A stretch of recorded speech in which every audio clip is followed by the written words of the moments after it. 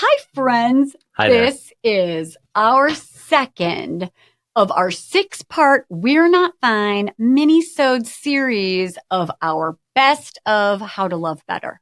This podcast represents the opinions of our hosts and guests. The content here should not be taken as medical advice and is for informational purposes only. This podcast also does not establish a standard of care, doctor-patient, or client relationship. No guarantee is given regarding the accuracy of any statements or opinions made on the podcast or website. And because each person is so unique, all listeners are encouraged to connect with counseling and medical professionals for assistance with their personal journey. All people, places, and scenarios mentioned in the podcast have been changed to protect the privacy of those involved. Welcome to We're Not Fine. I'm Dr. Talia Jackson. And I'm Dr. Jensen. We thank you for listening every week to our deep and thought-provoking conversations about relationships. The topic for today is... Don't drop the rope.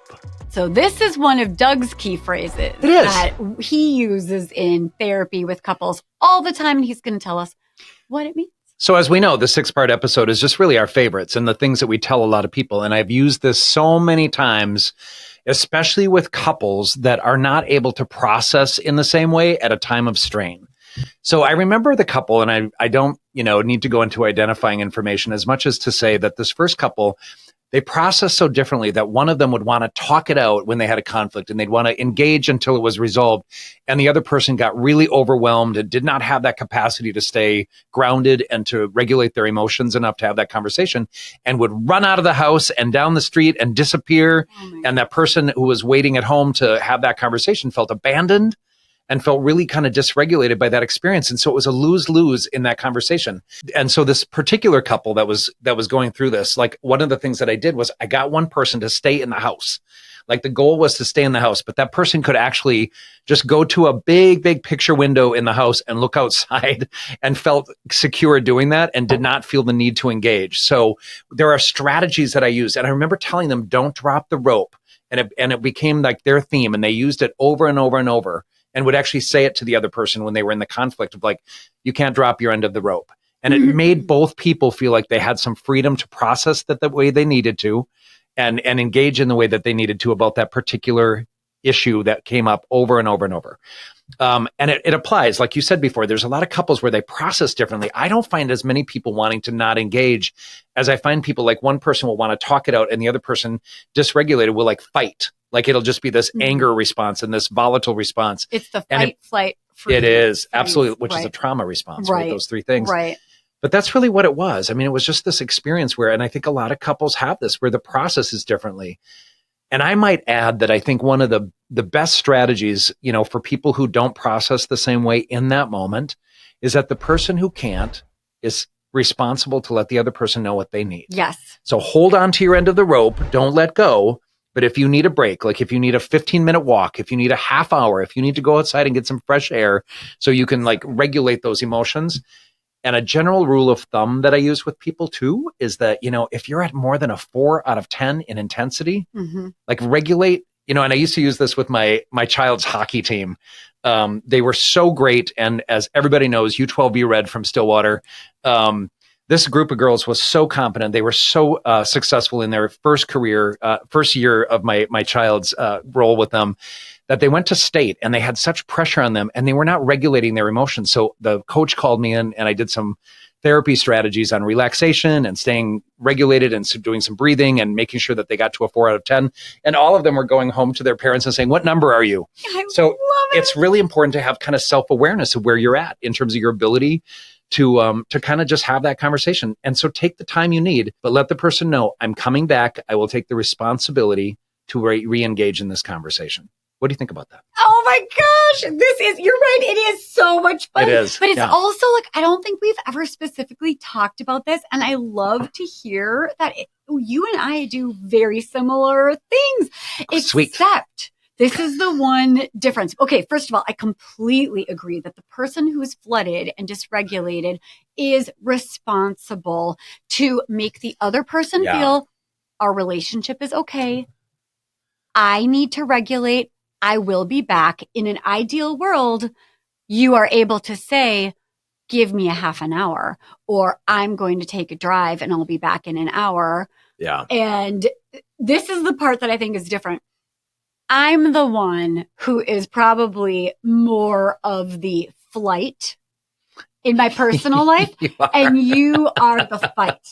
I am the And fight. so we have these different perspectives. Like, I have so much compassion for the person that is probably the most maddening in the couple, because it, like, in most of the relationships that I've seen, there's a person that is not going to feel okay or secure unless we resolve this now. The only way I'm going to feel okay in this relationship is if you let me tell you what's bothering me and that you stay in this with me right now. We have to resolve it now. And then there's another person in the relationship that is so incredibly dysregulated that they can be out of their body. It does not mean they don't love you. It doesn't mean that they're not listening to you, although they're probably not listening well, because they are. This is the other part that Doug and I have the same. I do like green, yellow, red, 1 to 10 in terms of like dysregulation. So 1 to 3. Green light. I could talk about this all day. I'm not getting triggered at all. Engage. 4 to 7, yellow. You are getting really close to some landmines. I don't know if I like your tone. I think I know where you're going. You better not say that thing about my mother or whatever, right? And then the red, 7 to 10 that's when the fight, flight, freeze is.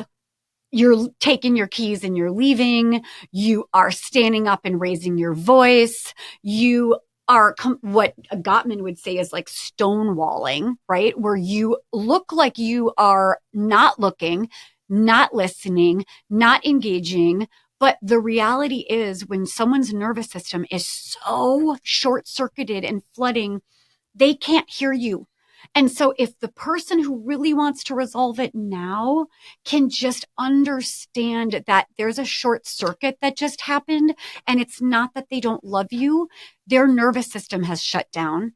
And if the person, just like Doug said, the person that's flooded and can't, my friend, you and I are in the same boat.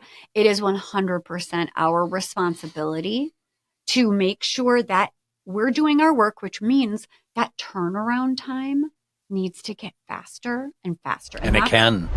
Oh my gosh, it can. And that's what I work on with my fleers, is that, okay, you stopped talking about it. You walked away. You never came back to the conversation. You never resolved it. 3 days have gone by and you're just walking by each other. Unacceptable. So, my friend, what you need to be doing is taking ownership that if you're the one who walks away from the conversation, it doesn't mean you weren't flooded and that the person didn't trigger something. But what it means is you need to come back and say, hey, babe, I love you. We're good. My nervous system shut down. I don't know when I'm going to be able to come back to this, but I am going to make it my full-time job to come back to this conversation as soon as I'm regulated. Yeah. And then it's your job to make it go from 4 days to 2 days to 24 hours to 12 hours to 30 minutes to 15 minutes, and then learn how to stay in your body during the hard conversation. You know, it's interesting. You said a couple things. And the one that you just said about like the timeline, people will ask me like, how much time is okay? I think 4 days is too long. I'm someone, right? That's dropping the rope. Yeah. I think 24 hours is too long. I think 24 hours is too long. I typically say an hour. Like, learn about yourself, know what gets you back to regulation. That's right. And go do it. And I seriously, even though you're good at this and you're competent at it, you can still get triggered, which also brings me to like, know your triggers, know what it is. And words like never, always. Yes. We've been through this. Yes. Like when you say always or everyone or never or whatever absolutes you might use. That's right. Those are dangerous triggers for a lot of people. And I think a lot of people get triggered by, okay, I don't always do it. I don't never do it. That's right. And so using those extreme words might not be the most appropriate way to do it. But on the other hand, if you're the recipient of those words, you can say, so I don't think it's really always, or I don't think it's really always, or never. If you're regulated. If you're regulated, right? And cool. It is the goal. And, you said also the other piece about like, it does get easier. It really like does. Our neurotransmitters and our brain works in a way that if we know that we can get success by resolving something, by engaging in a calm, clear, direct, express yourself clearly, use those I feel statements that we've talked about before. If you're doing that on a regular basis, it gets easier and easier and easier to be able to do that. And you'll learn that it is successful for both parties. You will feel better if you get through that. I've been in a situation with a friend where we would get heated about the same issue over and over and over. And at some point, we kind of just made this deal ahead of time. Like, we're not going to argue about that today. Right? We're going to have a good night. And it works. Like maybe that's the resolution. It is the resolution. And, which brings me to this lack, the word resolution. Like I have homework with a lot of couples. Like I want to know everything about your history and everything about your relationship that is not resolved. And again, I've said this on the podcast before. A lot of couples will be like, I'm going to write a book. I need like 5 notebooks. It's never 5 notebooks. If you zero it into what really is important to you and what is really unresolved, and there can be some difficult things, money, affairs, infidelity, whatever it might be, children, decision-making about houses, jobs, et cetera. There's a lot of ways that people just hold on to these chronic sort of unresolved issues. And they can be tricky. And that's why the use of a therapist, again, can be really helpful to have a third party help navigate and facilitate that. I also want to go just not to couples here, but to family issues. Like a lot of families have daughter or son parent relationships that are really strained. And those are tough ones. I will tell you, those are some of the toughest ones in my office, because oftentimes I'll be seeing the child and they'll bring in their parent and the parent will feel like I'm attacking them or going after them and stuff. And I am, by the way, because I think as parents, and I can speak as a parent, like you want to make sure that you're responsive to your children, and we're never perfect. None of us are perfect parents. So it's important to be able to listen. And it's not always easy when it's coming from your kid who feels like you did that poorly or you did that to me or whatever it might be. And none of us are perfect, and just take responsibility. And we learn that it's easier that way. Our child feels better, or our spouse feels better, or our partner feels better, or our friend feels better. And we feel better too, because we don't have to live with that unresolved. By the way, I just hate the feeling of unresolved. I know. And that's but that's why this is such an important conversation. Yeah. Is because someone wired like Doug hates the feeling of unresolved so much that in order for him to feel regulated, he needs to resolve the situation. But for someone like me, and this is why it's so fascinating. So I chase Talia all over the city. But no, I mean, my husband is the same. So this is the way that I see it, is like the couple where one person, and this is what will give you compassion for both sides. One person in the couple feels so scared, insecure, abandoned, when the other stonewalls, freaks out, walks away, and might not be saying why or where they're going or when they're coming back. Yep. I want you to picture, if you're wired like me, that you have just left your partner so scared and so alone. And that is not the intention. But if you're someone wired like Doug, have some compassion that the person who's leaving probably has a family history or a family of origin story where their nervous system isn't under their control. And when it's almost like there are these unspoken rules.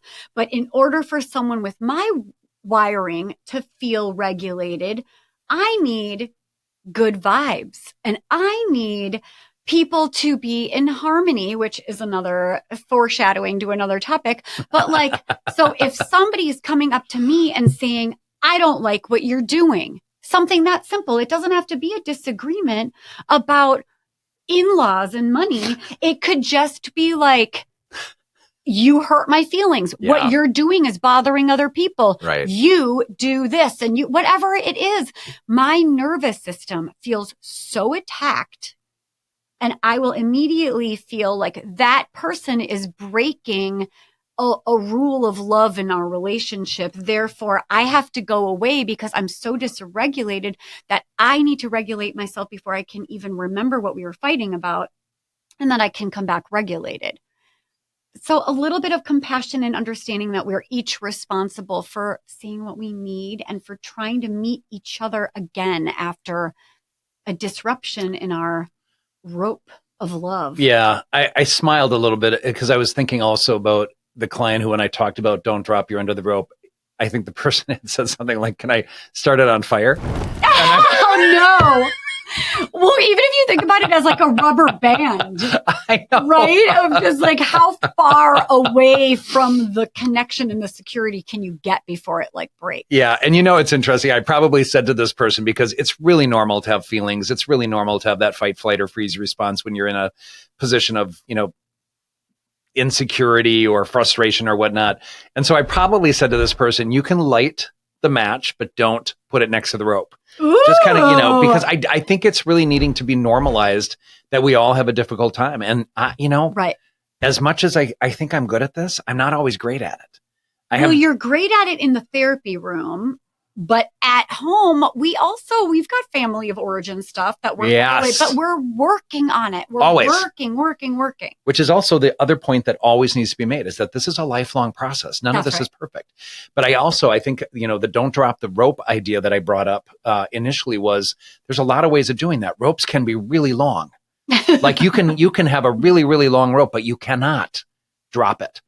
And, literally I have clients now who are like, she dropped her end of the rope, or he dropped his end of the rope, or they dropped their end of the rope. I have one caveat. Tell me what your... And then we'll end with this. And carrot top is. My carrot top is that if the other person is a freaking dead weight with absolutely no self-awareness, self-reflection, super defensive, there's absolutely no way to get your thoughts and feelings through to them. Even after 4 days, they're not coming back to you like, honey, I'm really sorry. I was dysregulated. I hear what you're saying. That is a rope tied from your heart to a boulder the size of a mountain. Yeah. Drop the fucking rope. And I'm going to go a different way with that too. That kind of brings up like motivation. Like when a couple starts with me, I'll often say, so how motivated are you to make this work? And if somebody's not very motivated, and I have left relationships in my life. Yeah. And there have been times that I'm like, I'm going to set down my end of the rope very thoughtfully and purposefully. And I do not want to hold on to it anymore. And that's a very difficult decision, but not all relationships are meant for a lifetime. That's right. And it's also okay that if you really need to set it down and leave it alone, that's okay too. We love you guys. We hope this was helpful. We hope it was helpful. And as always, if you liked this and found some value in it, subscribe, send it to all your friends, lovers, enemies. We don't care. Just send it to everybody. And go to we'renotfine.com if you have any interest in subscribing to us, which we hope you do, because it'll keep you up to date on all of our events, including all of our live events, which are going to be fantastic and exciting. And What's on September 8th, we have Kelly Grosslegs, who is a very dear colleague and friend of mine, who talks a lot about grief and dying and love. And we're going to be talking about what we can learn from the dying at that episode. She is a phenomenon and so incredibly bright and so very warm. You do not want to miss that one. So you can subscribe and find out where to buy tickets for that event on our website. That's right. As well as ask us any questions. So, honestly, when we give these recommendations, like don't drop your end of the rope, we'd like to hear how it goes for you. We want to hear where your difficulties are, and we'd love to respond to them. 1,000%. Yeah. And find us on social media, Dr. Talia Jackson, Douglas L. Jensen with an E-N, We're Not Fine Pod. And we're on YouTube, We're Not Fine, so you could see how color coordinated we are. Oh my gosh, did you even notice? Look at how purple and white we are. Unbelievable. Which are my favorites. Peace out. See you for our next one. Take care of yourselves.